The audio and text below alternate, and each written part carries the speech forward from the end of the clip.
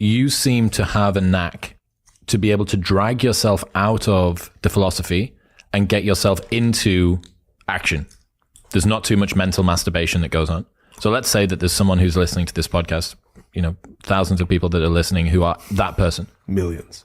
Thousands of people that are that person. Yeah. There'll be a lot of people that are listening. Don't worry. That person that goes, I love when I hear these aphorisms and things, and maybe it goes on the whiteboard that's on the front of my fridge for a couple of months. How does that person get from mental masturbation around it to action, that this impacts my life in a tangible way that actually makes a difference to me? Any of the things that we go through today. All right. Two things. One is knowing the input-output equation. The second is knowing what your fuel is going to be. So if you can't define the inputs and outputs that are going to get you what you want, then there's no way to start, right? Because you don't know what you're supposed to do.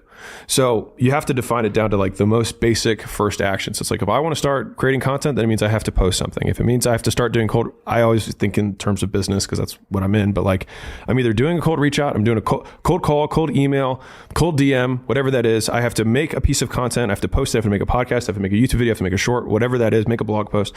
I have to run an ad. Right? I have to run the ad. I have to press go. I have to spend the money, whatever it is, like whatever that core initial action is. Go to the gym, input. lift the weight, put the shoes on, get in the car. Whatever the input is, you have to define what the input is that's going to get you the output you want. Now, once you know what that input output is, the next one is, why aren't you doing it? Right? And so I think a lot of people are looking for something that is very hard to find.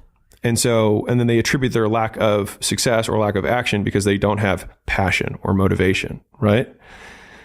And I was the same way.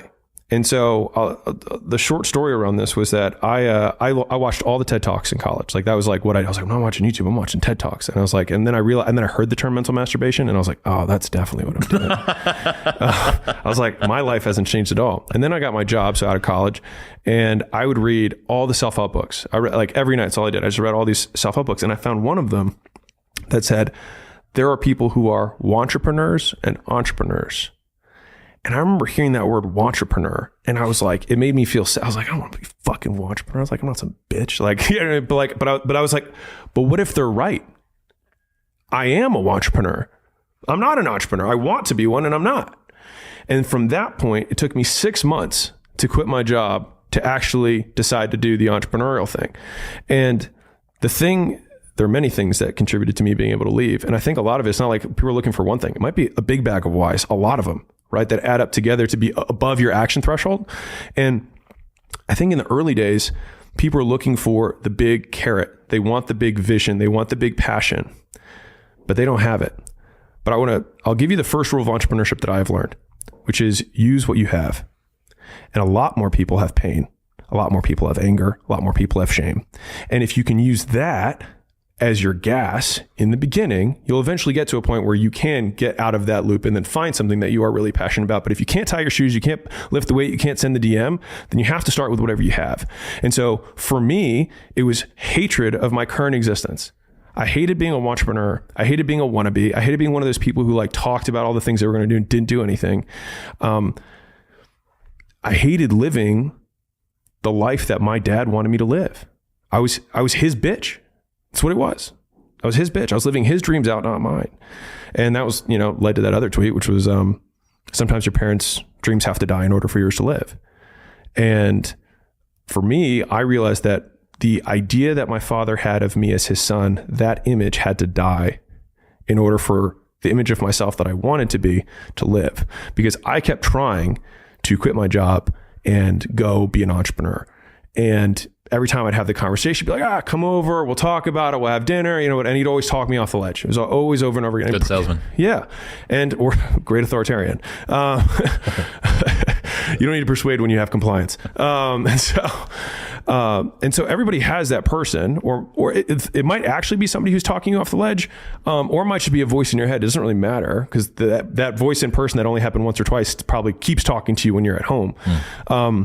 But the big thing for me when I decided to make the jump, and mind you, I was such a bitch about it that I had to drive across the country before I called him to tell him that I'd left. Yeah, I remember that. Like I didn't want to confront him, which he then like flew off the handle about. But I just knew, and this is the Tony Robbins quote, but it's just when the pain of staying the same is greater than the pain of change. And I think pain moves people far, far more effectively than pleasure does. Like the easy way to prove it is like point a gun at someone's head and you have absolute compliance and they will do what they need to do, right? Automatically, just like that. Like death is the great motivator and the gun just reminds you. And so I think that if you can create the figurative gun to your head of the pain that you're experiencing, and then I'm a big fan of future casting out negative scenarios. So people talk about like positive visualization. I prefer negative visualization, which is what if I keep doing what I'm currently doing for the next 10 years? What will my life look like then?